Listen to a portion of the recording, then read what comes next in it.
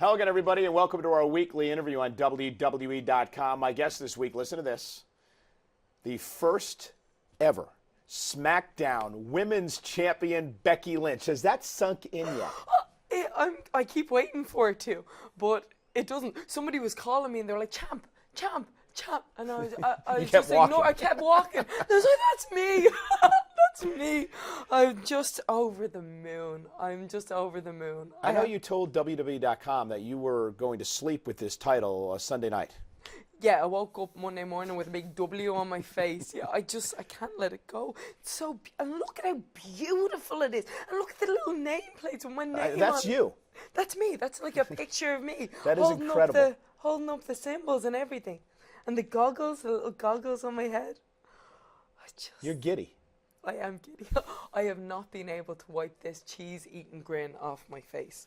Becky, I've known you for a very long time, and we've actually sat around and talked about this moment. But did you ever think it was really going to happen? I'll tell you, there was times when I doubted it, you know, when I really didn't believe in myself, you know, and I knew that I wanted to achieve great things, and I knew I had the potential, but there was sometimes when I was thinking, you know, maybe I have to come to terms with the fact that it's never going to happen for me. And I know a lot of other people might have doubted me too, but here I stand.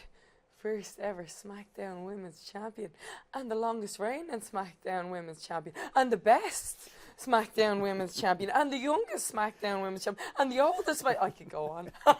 You do know that with that championship comes a tremendous amount of responsibility. Yes. Not only representing the women's division on SmackDown, but the women in all of WWE, and representing our company around the world.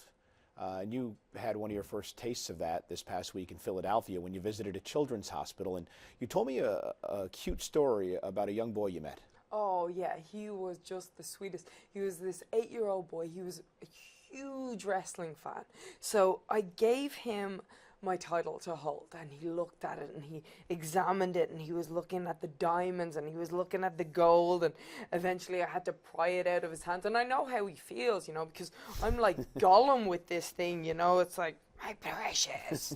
But anyway, so then I gave him his own little replica title, and he looks at it and he was like, I'm onto your gold scam. This isn't real gold. I was like, oh, he knows what's up. No rest for the weary. No, don't want any. The next SmackDown Live pay-per-view is No Mercy in Sacramento in a few weeks.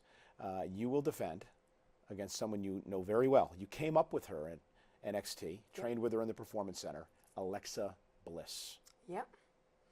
Tell me about Alexa. She's small, but she's fierce, you know, and she's not one to be underestimated. She can do it all. She's a high flyer. She's a hard hitter. But I've worked my entire life for this.